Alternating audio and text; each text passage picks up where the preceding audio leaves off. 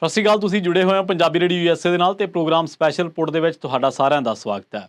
ਅੱਜ ਦੇ ਇਸ ਰਿਪੋਰਟ ਦੇ ਵਿੱਚ ਆਪਾਂ ਗੱਲਬਾਤ ਕਰਾਂਗੇ ਸਪੀਕਰ ਦੇ ਅਹੁਦੇ ਨੂੰ ਲੈ ਕੇ। ਭਾਰਤ ਦੇ ਵਿੱਚ ਜਿਹੜਾ ਲੋਕ ਸਭਾ ਦਾ ਸਪੀਕਰ ਆ ਉਹਦੇ ਨਾਲ ਤਰ੍ਹਾਂ ਦੇ ਸਮੇਂ-ਸਮੇਂ ਤੇ ਵਿਵਾਦ ਜੁੜਦੇ ਰਹੇ। ਤਾਜ਼ਾ ਜਿਹੜਾ ਮਾਮਲਾ ਉਹ ਜਿਹੜੇ ਨਵੇਂ ਲੋਕ ਸਭਾ ਦੇ ਸਪੀਕਰ ਬਣਾਏ ਗਏ ਨੇ ਓਮ ਬਿਰਲਾ, ਉਹ ਕਿਸ ਤਰੀਕੇ ਦੇ ਨਾਲ ਦੂਜਿਆਂ ਨੂੰ ਪੇਸ਼ ਆ ਰਹੇ ਨੇ। ਵਿਰੋਧੀ ਧਿਰਾਂ ਦੇ ਲੋਕਾਂ ਨੂੰ ਪਹਿਲਾਂ ਹੀ ਉਹਨਾਂ ਤੋਂ ਤਵੱਕੋਦਾਈ ਕੀਤੀ ਜਾ ਰਹੀ ਸੀ ਕਿ ਉਹ ਜਿਹੜਾ ਸੈਸ਼ਨ ਚਲਾਉਂਦੇ ਨੇ ਜਾਂ ਸੰਸਦ ਦਾ ਇਹ ਜਿਹੜਾ ਸਦਨ ਹੈ ਇਹਨੂੰ ਚਲਾਉਂਦੇ ਨੇ ਹੇਠਲੇ ਸਦਨ ਨੂੰ, ਤਾਂ ਉਹ ਬਹੁਤ ਵਾਰੀ ਬੈਸਡ ਹੋ ਜਾਂਦੇ ਨੇ, ਬਹੁਤ ਵਾਰੀ ਪੱਖਪਾਤੀ ਹੋ ਜਾਂਦੇ ਨੇ, ਵਿਤਕਰਾ ਕਰਦੇ ਨੇ। ਅੱਜ ਦੀ ਇਸ ਰਿਪੋਰਟ ਦੇ ਵਿੱਚ ਆਪਾਂ ਉਹਨਾਂ ਦੇ ਨਾਲ ਜੁੜੇ 5 ਵਿਵਾਦ ਤੇ ਇਹਦੇ ਨਾਲ ਇੰਦਰਾ ਗਾਂਧੀ ਤੋਂ ਲੈ ਕੇ ਅਟਲ ਬਿਹਾਰੀ ਵਾਜਪਾਈ, ਉਸ ਤੋਂ ਬਾਅਦ ਮਨਮੋਹਨ ਸਿੰਘ, ਉਸ ਤੋਂ ਬਾਅਦ ਮੋਦੀ, ਇਹਨਾਂ ਦੇ ਸਾਰੇ ਦੇ ਕਾਰਜਕਾਲ ਦੇ ਵਿੱਚ ਲੋਕ ਸਭਾ ਸਪੀਕਰ ਜਿਨ੍ਹਾਂ ਦਾ ਕੰਮ ਬੜੇ ਇੱਕ ਸ਼ਾਨਦਾਰ ਤਰੀਕੇ ਦੇ ਨਾਲ ਕਹਿ ਲਓ ਜਾਂ ਬੜੇ ਸਲੀਕੇ ਦੇ ਤਰੀਕੇ ਦੇ ਨਾਲ ਸੈਸ਼ਨ ਨੂੰ ਚਲਾਉਣਾ ਹੁੰਦਾ। ਤੇ ਜੇ ਸਪੀਕਰ ਦੇ ਬਾਰੇ ਕਿਹਾ ਜਾਂਦਾ ਕਿ ਜਿਹੜੀ ਪੋਸਟ ਹੈ ਉਹ ਕਿਸੇ ਪਾਰਟੀ ਵਿਸ਼ੇਸ਼ ਦੀ ਨਹੀਂ, ਹਾਲਾਂਕਿ ਚੁਣਿਆ ਇਹ ਸੱਤਾਧਾਰੀਆਂ ਵੱਲੋਂ ਹੀ ਜਾਂਦਾ ਹੈ, ਪਰ ਇਹ ਜਿਹੜਾ ਅਹੁਦਾ ਹੈ ਉਹ ਭਾਲਦਾ ਕਿ ਤੁਹਾਡਾ ਜਿਗਰਾ ਐਡਾ ਕੁ ਵੱਡਾ ਹੋਵੇ ਕਿ ਤੁਸੀਂ ਪਾਰਟੀ ਪੱਧਰ ਤੋਂ ਉੱਪਰ ਉੱਠ ਕੇ ਅਜਿਹੇ ਫੈਸਲੇ ਦਿਓ ਜਿਨ੍ਹਾਂ ਦੀ ਮਿਸਾਲ ਕਹੀ ਜਾਵੇ ਕਿ ਉਹ ਫੈਸਲਿਆਂ ਦੇ ਵਿੱਚ ਕਿਸੇ ਨਾਲ ਵੀ ਕੋਈ ਵਿਤਕਰਾ, ਕੋਈ ਭੇਦਭਾਵ, ਕੋਈ ਕਿਸੇ ਤਰ੍ਹਾਂ ਦਾ ਕਾਸਟ ਡਿਸਕ੍ਰਿਮੀਨੇਸ਼ਨ, ਕੋਈ ਕਿਸੇ ਤਰ੍ਹਾਂ ਦਾ ਖਿੱਤੇ ਦਾ ਕੋਈ ਡਿਸਕ੍ਰਿਮੀਨੇਸ਼ਨ ਨਹੀਂ ਹੋਇਆ। ਪਰ ਪਿਛਲੀਆਂ ਲੋਕ ਸਭਾਵਾਂ ਦੇ ਵਿੱਚੋਂ ਜਾਂ ਕੁਝ ਕੁ ਅਜਿਹੀਆਂ ਮਿਸਾਲਾਂ ਮਿਲਦੀਆਂ ਨੇ ਜਿੱਥੇ ਸਪੀਕਰ ਨਾ ਸਿਰਫ ਸੱਤਾਧਾਰੀਆਂ ਵੱਲ ਭੁਗਤਦੇ ਨੇ, ਸਗੋਂ ਵਿਰੋਧੀ ਧਿਰਾਂ ਦੀ ਆਵਾਜ਼ ਵੀ ਬੁਲੰਦ ਕਰਦੇ ਨੇ, ਤੇ ਜਿਹਦੇ ਨਾਲ ਉਹ ਆਪਣੀ ਪਾਰਟੀ ਦਾ ਪੱਖ ਤਾਂ ਪੂਰਦੇ ਹੀ ਨੇ, ਪਰ ਇੱਕ ਜਿਹੜੀ ਜ਼ਿੰਮੇਵਾਰੀ ਦੀ ਕੁਰਸੀ ਹੈ, ਇੱਕ ਜਿਹੜੀ ਬਰਾਬਰਤਾ ਵਾਲੀ ਕੁਰਸੀ ਆ, ਉਸ ਕੁਰਸੀ ਦੀ ਮਰਿਆਦਾ ਨੂੰ ਵੀ ਢਾਹ ਲਾਉਂਦੇ ਨੇ। ਆਪਾਂ ਗੱਲ ਕੀਤੀ ਹੈ ਇਹਨਾਂ ਦੀ ਜਿਹੜੇ ਹੁਣ ਦੇ ਸਪੀਕਰ ਸਾਹਿਬ ਨੇ, ਇਹ ਓਮ ਬਿਰਲਾ ਜਿਹੜੇ ਨੇ ਇਹ ਰਾਜ ਸਭਾ ਦੇ ਵਿੱਚ ਇੱਕ ਮਾਫ ਕਰਨਾ ਰਾਜਸਥਾਨ ਦੇ ਵਿੱਚ ਇੱਕ ਸੀਟ ਆਉਂਦੀ ਆ ਜਿਹੜੀ ਕਿ ਕੋਟਾ ਹੈ, ਉੱਥੋਂ ਇਹ ਤੀਜੀ ਵਾਰ ਜਿੱਤੇ ਨੇ ਐਜ਼ ਏ ਮੈਂਬਰ ਪਾਰਲੀਮੈਂਟ। ਤੇ ਉੱਥੋਂ ਮੈਂਬਰ ਪਾਰਲੀਮੈਂਟ ਜਦੋਂ ਇਹ ਤੀਜੀ ਵਾਰੀ ਬਣੇ ਤੇ ਉਹਨਾਂ ਨੂੰ ਸਪੀਕਰ ਦੀ ਕੁਰਸੀ ਤੇ ਬਿਠਾਇਆ ਗਿਆ। ਤਾਂ ਉਸ ਤੋਂ ਬਾਅਦ ਨਰਿੰਦਰ ਮੋਦੀ, ਲਾਲ ਕ੍ਰਿਸ਼ਨ ਦੇਵਰਾ ਦਿਆਲੂ TDP ਤੋਂ, ਸ੍ਰੀ ਰੰਗ ਆਪਾ ਚੱਪੂ ਬਾਰ ਨੇ ਤੇ ਹੋਰ ਲੋਕਾਂ ਨੇ ਉਹਨਾਂ ਨੂੰ ਕਿਹਾ ਕਿ ਤੁਸੀਂ ਬਹੁਤ ਚੰਗੇ ਹੋ, ਤੁਸੀਂ ਬੜੇ ਮਹਾਨ ਹੋ, ਕਸੀਦੇ ਪੜ੍ਹੇ ਉਹਨਾਂ ਦੇ। ਪਰ ਓਮ ਬਿਰਲਾ ਉਹਨਾਂ ਲੋਕਾਂ ਦੇ ਵਿੱਚ ਵੀ ਸ਼ੁਮਾਰ ਹੋ ਗਿਆ ਜਿਹੜੇ ਲਗਾਤਾਰ ਤੀਜੀ ਵਾਰ ਤਾਂ ਜਿੱਤੇ ਆ ਤੇ ਲਗਾਤਾਰ ਦੂਜੀ ਵਾਰੀ ਉਹ ਮੈਂਬਰ ਪਾਰਲੀਮੈਂਟ ਚੁਣੇ ਗਏ ਤੇ ਲਗਾਤਾਰ ਦੂਜੀ ਵਾਰੀ ਉਹ ਸਪੀਕਰ ਵੀ ਚੁਣੇ ਗਏ। ਇਸ ਤੋਂ ਪਹਿਲਾਂ MA ਅਯੰਗਰ, ਗੁਰਦਿਆਲ ਸਿੰਘ ਢਿੱਲੋਂ, ਬਲਰਾਮ ਜਾਖੜ, GMSC ਬਾਲਾ ਯੋਗੀ, ਇਹੀ ਹੈ ਜਿਨ੍ਹਾਂ ਨੂੰ ਦੂਜੀ ਵਾਰੀ ਸਪੀਕਰ ਬਣਨ ਦਾ ਮੌਕਾ ਮਿਲਿਆ। ਇਹਨਾਂ ਦੇ ਵਿੱਚੋਂ ਬਲਰਾਮ ਜਾਖੜ ਹੀ ਸਿਰਫ ਅਜਿਹੇ ਆ ਜਿਨ੍ਹਾਂ ਨੇ ਦੂਜੀ ਵਾਰੀ 5 ਸਾਲ ਦਾ ਜਿਹੜਾ ਕਾਰਜਕਾਲ ਆ ਉਹ ਪੂਰਾ ਕੀਤਾ। ਤੇ ਇਹਦੇ ਵਿੱਚ ਓਮ ਬਿਰਲਾ ਵੀ ਜਿਹੜੇ ਨੇ ਉਹ ਵੀ ਇੱਕ ਵਾਰੀ ਦਾ ਕਾਰਜਕਾਲ ਪੂਰਾ ਕਰ ਚੁੱਕੇ ਨੇ ਤੇ ਦੂਜੀ ਵਾਰੀ ਉਹ ਲਗਾਤਾਰ ਸਪੀਕਰ ਬਣੇ ਨੇ। ਓਮ ਬਿਰਲਾ ਜਦੋਂ ਰਾਹੁਲ ਗਾਂਧੀ ਗੱਲਬਾਤ ਕਰ ਰਹੇ ਸੀਗੇ ਉੱਥੇ ਐਮਰਜੈਂਸੀ ਦੇ ਬਾਰੇ, ਤਾਂ ਤਲਖ ਟਿੱਪਣੀਆਂ ਵੀ ਹੋਈਆਂ, ਬੜਾ ਕੁਛ ਹੋਇਆ ਹਾਊਸ ਦੇ ਵਿੱਚ। ਉਹਨਾਂ ਨੇ ਕਿਹਾ ਕਿ ਜਦੋਂ ਸਪੀਕਰ ਖੜਾ ਹੋ ਜਾਂਦਾ ਫਿਰ ਦੂਜੇ ਦਾ ਖੜਾ ਹੋਣ ਦਾ ਮਤਲਬ ਨਹੀਂ ਬਣਦਾ। ਮਤਲਬ ਉਹਨਾਂ ਦੀ ਜਿਹੜੀ ਬਾਡੀ ਲੈਂਗੁਏਜ ਸੀ, ਉਹ ਜਿਹੜੀ ਗੱਲ ਕਰਨੀ ਚਾਹ ਰਹੇ ਸੀ, ਉਹਦਾ ਪ੍ਰਭਾਵ ਇੱਕੋ ਜਾਂਦਾ ਕਿ ਮੈਂ ਕਿਉਂਕਿ ਇਸ ਸਦਨ ਦੇ ਵਿੱਚ ਸਭ ਤੋਂ ਉੱਚੀ ਕੁਰਸੀ 'ਤੇ ਬੈਠਾ ਅਤੇ ਜੇਕਰ ਮੈਂ ਉੱਠ ਖੜਿਆ ਆਪਣੀ ਕੁਰਸੀ ਤੋਂ ਗੱਲ ਕਹਿੰਦਾ ਤਾਂ ਤੁਹਾਡਾ ਕੋਈ ਵਜ੍ਹਾ ਨਹੀਂ ਬਣਦੀ ਕਿ ਤੁਸੀਂ ਉੱਠ ਕੇ ਉੱਥੇ ਕਿੰਤੂ ਪ੍ਰੰਤੂ ਕਰੋ। ਤਾਂ ਇਹ ਐਰੋਗੈਂਸੀ, ਇਹ ਹੰਕਾਰ ਭਰਿਆ ਵਤੀਰਾ ਗਲਤ ਆ।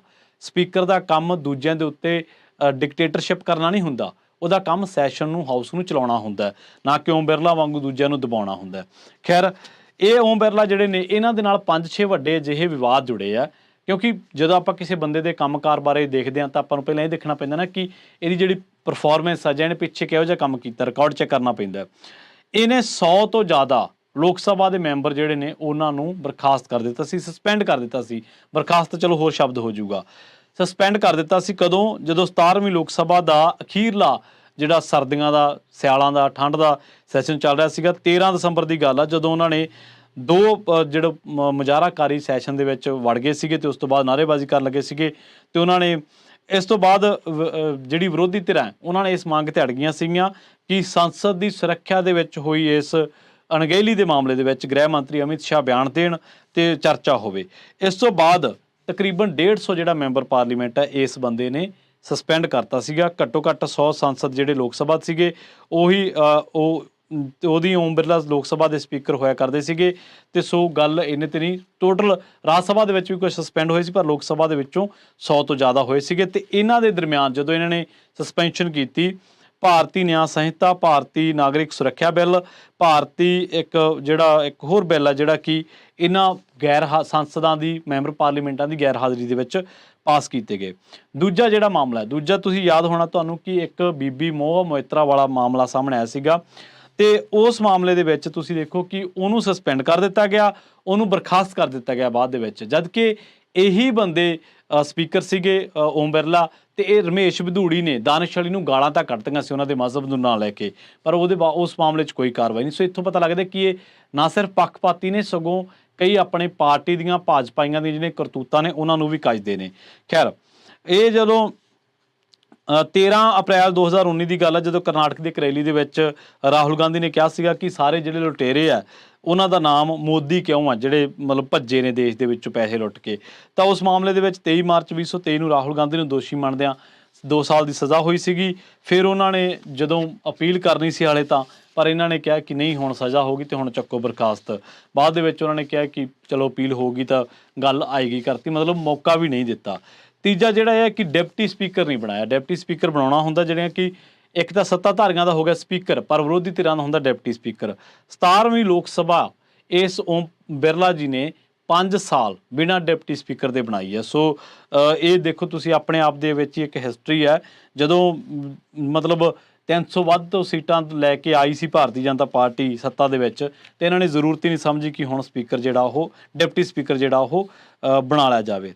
ਸੋ ਇਸ ਤੋਂ ਬਾਅਦ ਇੱਕ ਸਮਾਗਮ ਦੇ ਵਿੱਚ 2019 ਦੇ ਵਿੱਚ ਜਦੋਂ ਨਵੇਂ ਚੁਣੇ ਗਏ ਸੀਗੇ, ਉਦੋਂ ਕੋਟਾ ਦੇ ਵਿੱਚ ਇੱਕ ਨਾ ਅਖਿਲ ਭਾਰਤੀ ਬ੍ਰਾਹਮਣ ਸਭਾ ਦੇ ਵਿੱਚ ਸ਼ਾਮਲ ਹੋਣ ਚਲੇ ਗਏ ਸੀਗੇ।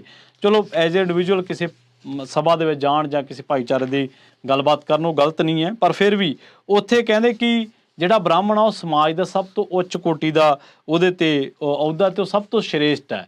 ਮਤਲਬ ਲੋਕਾਂ ਨੇ ਇਹ ਕਿਹਾ ਕਿ ਤੁਸੀਂ ਜਿਹੜੇ ਲੋਕ ਸੰਜੀਦਾ ਨੇ, ਜਿਹੜੇ ਜਾਣਦੇ ਨੇ ਕਿ ਉਹ ਸਪੀਕਰ ਨੇ, ਉਹ ਕਹਿੰਦੇ ਕਿ ਤੁਹਾਨੂੰ ਜਾਤ ਤੇ ਜਨਮ ਦੇ ਆਧਾਰ ਤੇ, ਖਿੱਤੇ ਦੇ ਆਧਾਰ ਤੇ ਕਿਸੇ ਨੂੰ ਕੋਈ ਮੈਰਿਟ ਨਹੀਂ ਬਣਾਉਣੀ ਚਾਹੀਦੀ, ਕਿਸੇ ਦੇ ਬਾਰੇ ਕੋਈ ਕਹਿਣਾ ਨਹੀਂ ਚਾਹੀਦਾ ਕਿ ਇਹ ਸ੍ਰੇਸ਼ਟ ਹੈ, ਇਹ ਨਹੀਂ, ਇਹ ਸਰਵਉੱਚ ਹੈ ਜਾਂ ਇਹ ਕੋਈ ਕੌਣ ਹੈ। ਉਹ ਕਹਿੰਦੇ ਕਿ ਜਿਹੜੀ ਮੈਰਿਟ ਆ ਉਹ ਜਿਹੜੀ ਆ ਉਹ ਇਸ ਆਧਾਰ ਤੇ ਹੋਣੀ ਚਾਹੀਦੀ ਕਿ ਉਹਦੇ ਕੰਮ ਕਿਹੋ ਜਿਹੇ ਨੇ। ਪਰ ਫਿਰ ਵੀ ਉਹ ਕਹਿੰਦੇ ਕਿ ਲੋਕਾਂ ਨੇ, ਖਾਸ ਕਰਕੇ ਕਾਂਗਰਸ ਨੇ ਇਹਦੇ ਬਿਆਨ ਦੀ ਨਿੰਦਿਆ ਕੀਤੀ ਸੀ। ਕਾਂਗਰਸ ਨੇ ਕਿਹਾ ਸੀਗਾ ਕਿ ਗਲਤ ਮਾਨਸਿਕਤਾ ਦਾ ਇਹ ਨਤੀਜਾ। ਬਾਅਦ ਦੇ ਵਿੱਚ ਆਪਾਂ ਦੇਖਿਆ ਕਿ ਸੰਸਦ ਦੇ ਵਿੱਚੋਂ ਜਾਂ ਭਾਸ਼ਾ ਦੇ ਵਿੱਚੋਂ ਉਲਟਾ ਚੋਰ ਕੋਤਵਾਲ ਨੂੰ ਡਾਂਟੇ ਜਾਂ ਉਚੱਕ ਕੇ ਗੁੰਡਿਆਂ ਦੀ ਸਰਕਾਰ, ਦੋਹਰਾ ਚਰਿੱਤਰ, ਜੁਮਲਾ ਜੀਵੀ, ਇਹ ਸਾਰੇ ਚੋਰ ਮਸੇਰੇ ਭਾਈ, ਚੌਕੜੀ, ਤੜੀ ਪਾਰ, ਤਲਵੇ ਚੱਟਣਾ, ਤਾਨਾਸ਼ਾਹ, ਦਾਦਾਗਿਰੀ, ਇਹ ਸ਼ਬਦ ਕਹਿੰਦੇ ਹਟਾਏ ਜਾਣਗੇ ਹੁਣ, ਇਹ ਹਿੱਸਾ ਨਹੀਂ ਹੋਣਗੇ। ਮਤਲਬ 5-6 ਅਜਿਹੇ ਇਹਨਾਂ ਨੇ ਵਿਵਾਦ ਪੈਦਾ ਕੀਤੇ ਜਿਨ੍ਹਾਂ ਤੋਂ ਬਾਅਦ ਇਹ ਲੱਗਿਆ ਕਿ ਓਮ ਬਿਰਲਾ ਜੀ ਜਿਹੜੇ ਨੇ ਉਹ ਨਾ ਸਿਰਫ ਸਪੀਕਰ ਨੇ, ਸਗੋਂ ਉਹ ਭਾਰਤੀ ਜਨਤਾ ਪਾਰਟੀ ਦੇ ਇੱਕ ਮੈਂਬਰ ਪਾਰਲੀਮੈਂਟ ਵਜੋਂ ਵੀ ਜਿਹੜੇ ਨੇ ਉਹ ਵਿਚਰਦੇ ਨੇ। ਖੈਰ, ਇਹ ਕੋਈ ਪਹਿਲਾਂ ਨਹੀਂ ਹੈ, ਇਸ ਤੋਂ ਪਹਿਲਾਂ ਇੱਕ ਬੀਬੀ ਹੁੰਦੇ ਸੀ ਸਪੀਕਰ, ਉਹਨਾਂ ਨੇ ਕੰਮ ਕੀ ਕੀਤਾ। ਸਪੀਕਰ ਦਾ ਕੰਮ ਇਹ ਥੋੜ੍ਹਾ ਹੁੰਦਾ ਕਿ ਜਦੋਂ ਪ੍ਰਧਾਨ ਮੰਤਰੀ ਸਾਹਿਬ ਸਪੀਚ ਦੇ ਕੇ ਹਟਣ ਤੇ ਉਹ ਮੇਜ਼ ਨੂੰ ਹੱਥ ਪਾਉਣ ਲੱਗ ਪੈਣ, ਮੇਜ਼ ਦੇ ਉੱਤੇ ਹੱਥ ਠੋਕ ਕੇ ਉਹਦਾ ਸਵਾਗਤ ਕਰਨ ਲੱਗ ਪੈਣ। ਇੱਕ ਬੀਬੀ ਜਿਹੜੇ ਲੋਕ ਸਭਾ ਸਪੀਕਰ ਸੀਗੇ, ਮੀਰਾ ਕੁਮਾਰੀ, 15ਵੀਂ ਲੋਕ ਸਭਾ ਸਪੀਕਰ ਹੋਇਆ ਕਰਦੇ ਸੀਗੇ, ਤੇ ਉਹਨਾਂ ਨੇ ਬਸ ਉਹਨਾਂ ਦੇ ਲਗਭਗ ਹਰ ਜਿਹੜਾ ਸੈਸ਼ਨ ਨੂੰ ਸਾਦੇ ਸੀਗੇ ਜਾਂ ਬਿਠਾਉਂਦੇ ਸੀਗੇ, ਉਹਦੇ ਵਿੱਚ ਵੀ ਉਹਨਾਂ ਦਾ ਕੋਈ ਬਾਹਲਾ ਵਧੀਆ ਨਹੀਂ ਹੁੰਦਾ ਸੀਗਾ, ਉਹਨਾਂ ਦੇ ਬਾਰੇ ਵੀ ਪੱਖਪਾਤ ਕਿਹਾ ਜਾਂਦਾ ਸੀਗਾ। ਤੇ ਉਸ ਤੋਂ ਬਾਅਦ 16ਵੀਂ ਲੋਕ ਸਭਾ ਦੇ ਵਿੱਚ ਬੀਜੇਪੀ ਦੇ ਬਣੇ ਸੁਮਿਤਰਾ ਮਹਾਜਨ, ਇਹਨਾਂ ਦੇ ਬਾਰੇ ਵੀ ਕਿਹਾ ਜਾਂਦਾ ਕਿ ਇਹ ਦੂਜੀ ਔਰਤ ਸੀਗੇ ਜਿਹੜੇ ਬਣੇ ਸੀਗੇ। ਸੁਮਿਤਰਾ ਮਹਾਜਨ ਕਈ ਮਾਮਲਿਆਂ 'ਚ ਸੱਤਾਧਾਰੀਆਂ ਦਾ ਖੁੱਲ੍ਹੇ ਤੌਰ ਤੇ ਉੱਤੇ ਸਮਰਥਨ ਕਰਦੇ ਸੀਗੇ। ਉਹਨਾਂ ਨੇ ਕਿਹਾ, ਇੱਕ ਵਿਵਾਦਤ ਟਿੱਪਣੀ ਵੀ ਕੀਤੀ ਸੀ, ਪਰ ਨਾਲ ਹੀ ਉਹ ਜਦੋਂ ਵੀ ਪ੍ਰਧਾਨ ਮੰਤਰੀ ਨਰਿੰਦਰ ਮੋਦੀ ਭਾਸ਼ਣ ਦਿੰਦੇ ਸੀ ਤਾਂ ਉਹ ਮੇਜ਼ ਨੂੰ ਥੱਪ ਪਾਉਣ ਲੱਗ ਪੈਂਦੇ ਸੀ, ਜਿਹੜਾ ਕਿ ਸੰਸਦੀ ਮਰਿਆਦਾ ਦੇ ਮੁਤਾਬਕ ਠੀਕ ਨਹੀਂ ਹੈ। ਇਸੇ ਤਰ੍ਹਾਂ ਇੰਦਰਾ ਗਾਂਧੀ ਦੇ ਬਾਰੇ ਆਪਾਂ ਜਾਣਦੇ ਹੀ ਹਾਂ। ਇੰਦਰਾ ਗਾਂਧੀ ਦਾ ਜਿਹੜਾ ਰਵੱਈਆ ਸੀਗਾ ਉਹ ਬੜਾ ਹੰਕਾਰੀ ਰਵੱਈਆ ਹੁੰਦਾ ਸੀਗਾ ਦੂਜਿਆਂ ਨੂੰ ਲੈ ਕੇ। ਸੋ ਉਹਨਾਂ ਨੇ ਇੱਕ ਸਪੀਕਰ ਸੀਗਾ ਤੇ ਸਪੀਕਰ ਨੇ ਉਹਨਾਂ ਦੀ ਗੱਲ ਨਹੀਂ ਮੰਨੀ, ਉਹ ਕਾਂਗਰਸ ਦਾ ਹੀ ਸੀਗਾ ਸਪੀਕਰ। ਜਦੋਂ ਸਪੀਕਰ ਨੇ ਗੱਲ ਨਾ ਮੰਨੀ ਤੇ ਨੀਲਮ ਸੰਜੀਵ ਰੈਡੀ ਸੀਗਾ, ਉਹਨਾਂ ਨੇ ਬਾਅਦ ਦੇ ਵਿੱਚ ਰਾਸ਼ਟਰਪਤੀ ਦੀ ਚੋਣ ਲੜੀ। ਇੰਦਰਾ ਗਾਂਧੀ ਨੇ, ਹਾਲਾਂਕਿ ਕਾਂਗਰਸ ਉਹਨਾਂ ਦਾ ਸਮਰਥਨ ਕਰ ਰਹੀ ਸੀਗੀ, ਪਰ 1967 ਤੋਂ ਬਾਅਦ ਦੀ ਇਹ ਗੱਲ ਆ, 26 ਮਾਰਚ 1977 ਨੂੰ ਉਹ 6ਵੇਂ ਸਪੀਕਰ ਦੇ ਰੂਪ ਦੇ ਵਿੱਚ ਚੁਣੇ ਗਏ ਸੀਗੇ, ਤੇ ਬਾਅਦ ਦੇ ਵਿੱਚ ਦੂਜੀ ਵਾਰੀ ਉਹ ਸਿਰਫ 3 ਮਹੀਨੇ ਤੇ 17 ਦਿਨ ਹੀ ਸਪੀਕਰ ਰਹੇ ਸੀਗੇ। ਤੇ ਉਦੋਂ ਉਹਨਾਂ ਨੇ ਜਿਹੜਾ ਬਹਿਸ ਸਭ ਤੋਂ ਘੱਟ ਟਾਈਮ ਤੱਕ ਸਪੀਕਰ ਰਹਿਣ ਦਾ ਜਿਹੜਾ ਰਿਕਾਰਡ ਆ ਉਹ ਵੀ ਉਹਨਾਂ ਦੇ ਨਾਮ ਹੈ। ਕਾਂਗਰਸ ਸਪੋਰਟ ਕਰ ਰਹੀ ਸੀ ਸੰਜੀਵ ਰੈਡੀ ਨੂੰ। ਸੰਜੀਵ ਰੈਡੀ ਬੜੇ ਉਹਨਾਂ ਦੇ ਬਾਰੇ ਕਿਹਾ ਜਾਂਦਾ ਕਿ ਉਹ ਬੜੇ ਤਵਾਜ਼ਨ ਦੇ ਨਾਲ ਸੈਸ਼ਨ ਨੂੰ ਚਲਾਉਂਦੇ ਸੀ। ਕਈ ਮਾਮਲਿਆਂ 'ਚ ਉਹਨਾਂ ਨੇ ਸਰਕਾਰ ਨੂੰ ਟੋਕ ਵੀ ਦਿੱਤਾ ਸੀਗਾ। ਜਦੋਂ ਉਹ ਲੜਨ ਲੱਗੇ ਰਾਸ਼ਟਰਪਤੀ ਦੀ ਚੋਣ, ਤਾਂ ਇੰਦਰਾ ਗਾਂਧੀ ਨੇ ਉਹਦਾ ਸਪੋਰਟ ਨਹੀਂ ਕੀਤੀ, ਬਾਵਜੂਦ ਇਸ ਦੇ ਕਿ ਕਾਂਗਰਸ ਕਰ ਰਹੀ ਸੀ, ਪਰ ਇੰਦਰਾ ਗਾਂਧੀ ਨੇ ਸਪੋਰਟ ਨਹੀਂ ਕੀਤੀ ਤੇ ਨੀਲਮ ਜਿਹੜੇ ਸੰਜੀਵ ਰੈਡੀ ਆ ਉਹ ਹਾਰ ਗਏ ਉਹ ਚੋਣ, ਤੇ ਉਹਨਾਂ ਦੀ ਥਾਂ ਤੇ BV ਗਿਰੀ ਰਾਸ਼ਟਰਪਤੀ ਬਣ ਗਏ। ਸੋ ਇੱਥੋਂ ਦੱਸਿਆ ਜਾਂਦਾ ਕਿ ਇੰਦਰਾ ਗਾਂਧੀ ਦੀ ਕਾਂਗਰਸ ਦੇ ਵਿੱਚ ਫਿਰ ਹੋਰ ਜ਼ਿਆਦਾ ਪਕੜ ਹੁੰਦੀ ਗਈ। ਇਹ 75-76 ਦੀਆਂ ਗੱਲਾਂ ਨੇ। ਖੈਰ, ਇਸ ਤੋਂ ਇਲਾਵਾ ਇੱਕ ਵਾਰੀ ਜਿਹੜੇ ਵਾਜਪਾਈ ਸਾਹਿਬ ਨੇ ਉਹਨਾਂ ਨੂੰ ਫੋਨ ਕੀਤਾ ਜਦੋਂ ਮਸਲਾ ਸੋਮਨਾਥ ਚੈਟਰਜੀ ਦਾ ਆ ਗਿਆ, ਕਿ ਸੋਮਨਾਥ ਚੈਟਰਜੀ ਉੱਤੇ ਦੋਸ਼ ਲੱਗਿਆ ਕਿ ਬਈ ਇਹ ਬੜਾ ਪੱਖਪਾਤ ਕਰਦਾ, ਤੇ ਉਹਨਾਂ ਨੇ ਕਿਹਾ ਕਿ ਜਿਹੜੇ ਮਤਲਬ ਨਾਰਾਜ਼ ਸੀਗੇ MP ਉਹਨਾਂ ਦੇ ਨਾਲ ਬਹੁਤ ਜ਼ਿਆਦਾ, ਤੇ ਉਹ ਨਾਰਾਜ਼ MPਆਂ ਨੇ ਕਿਹਾ ਕਿ ਇਹਨਾਂ ਨੂੰ ਹਟਾ ਦੇਣਾ ਚਾਹੀਦਾ। ਸੋਮਨਾਥ ਚੈਟਰਜੀ ਨੇ ਵਾਜਪਾਈ ਨੂੰ ਫੋਨ ਕੀਤਾ ਕਿ ਦੱਸੋ, ਤੁਸੀਂ ਜੇ ਕਹਿਣੇ ਆ ਤਾਂ ਮੈਂ ਹਟ ਜਾਣਾ। ਤੁਸੀਂ ਵੀ ਉਸ ਚਿੱਠੀ ਦੇ ਉੱਤੇ ਆਪਣੇ ਦਸਤਖਤ ਕੀਤੇ ਜਿਹੜੀ ਮੈਨੂੰ ਹਟਾਉਣ ਖਾਤਰ ਆ ਜਾਂ ਮੇਰੇ 'ਚ ਭਰੋਸੇ 'ਚ ਨਹੀਂ ਹੈ। ਤਾਂ ਵਾਜਪਾਈ ਕਹਿੰਦੇ ਕਿ ਦੇਖੋ, ਇਹ ਗੱਲ ਹੈ ਕਾਮਰੇਡ ਸਾਹਿਬ, ਮੈਂ ਤਾਂ ਚਲੋ ਪਾਰਟੀ ਦੇ ਕਰਕੇ ਮੈਨੂੰ ਸਾਈਨ ਕਰਨੇ ਪਏ, ਪਰ ਤੁਸੀਂ ਕੋਈ ਨਾ ਆਪਣਾ ਕੰਮਕਾਰ ਕਰਦੇ ਰਹੋ ਤੇ ਤੁਸੀਂ ਚਲਾਓ ਸੈਸ਼ਨ ਨੂੰ। ਸੋ ਤੁਸੀਂ ਦੇਖੋ ਕਿ ਸੋਮਨਾਥ ਚੈਟਰਜੀ ਤੋਂ ਸੰਜੀਵ ਰੈਡੀ ਤੋਂ ਲੈ ਕੇ ਸੁਮਿਤਰਾ ਮਹਾਜਨ ਜਾਂ ਮੀਰਾ ਕੁਮਾਰ ਜਾਂ ਉਸ ਤੋਂ ਬਾਅਦ ਇਹ ਜਿਹੜੇ ਓਮ ਬਿਰਲਾ ਨੇ, ਕਿਹੜਾ ਉਹ ਸਪੀਕਰ ਹੈ ਜਿਹੜਾ ਵਿਵਾਦ ਤੋਂ ਬਚ ਸਕਿਆ? ਕਿਹੜਾ ਉਹ ਸਪੀਕਰ ਹੈ ਜਿਹੜਾ ਸਰਕਾਰੀ ਪੱਖਪਾਤ ਦੇ ਦੋਸ਼ਾਂ ਤੋਂ ਬਚ ਸਕਿਆ? ਤੇ ਆਪਾਂ ਉਸ ਗੱਲ ਦੇ ਉੱਤੇ ਫਿਰ ਕਾਇਮ ਹੈ ਕਿ ਜਿਹੜਾ ਸਪੀਕਰ ਪੱਖਪਾਤੀ ਹੈ, ਜਿਹੜਾ ਸਪੀਕਰ ਸੱਤਾਧਾਰੀਆਂ ਨੂੰ ਟਾਈਮ ਜ਼ਿਆਦਾ ਦਿੰਦਾ, ਜਿਹੜਾ ਸਪੀਕਰ ਵਿਰੋਧੀਆਂ ਨੂੰ ਬੋਲਣ ਨਹੀਂ ਦਿੰਦਾ, ਉਹ ਸਪੀਕਰ ਤੋਂ ਇਹ ਤਵੱਕੋਂ ਰੱਖਣੀ, ਇਹ ਉਮੀਦ ਰੱਖਣੀ ਕਿ ਉਹ ਲੋਕਾਂ ਦੀ ਗੱਲ ਕਰਨ ਦੇਊਗਾ, ਉਹ ਲੋਕਾਂ ਦੇ ਨੁਮਾਇੰਦਿਆਂ ਨੂੰ ਬੋਲਣ ਦੇਊਗਾ, ਜਾਂ ਲੋਕਾਂ ਦੇ ਮੁਤਾਬਕ ਜਾਂ ਡੈਮੋਕ੍ਰੈਟਿਕ ਸਟਰਕਚਰ ਦੇ ਮੁਤਾਬਕ ਉਹ ਸੈਸ਼ਨ ਨੂੰ ਚਲਾਊਗਾ। ਤਾਂ ਇਹ ਤਵੱਕੋਂ ਬਿਲਕੁਲ ਗਲਤ ਹੈ। ਸੋ ਸੱਤਾਧਾਰੀਆਂ ਨੂੰ ਵੀ ਚਾਹੀਦਾ ਕਿ ਉਹ ਸਪੀਕਰ ਤੋਂ ਇੱਕ ਕਲਰਕ ਵਾਲਾ ਕੰਮ ਨਾ ਲੈਣ, ਇੱਕ ਹਾਊਸ ਦੇ ਸਪੀਕਰ ਵਾਲੇ ਕੰਮ ਲੈਣ, ਤਾਂ ਇਹਦੇ ਨਤੀਜੇ ਬਿਹਤਰ ਮਿਲ ਸਕਦੇ ਆ। ਬਹੁਤ ਬਹੁਤ ਧੰਨਵਾਦ। ਸਤਿ ਸ਼੍ਰੀ ਅਕਾਲ।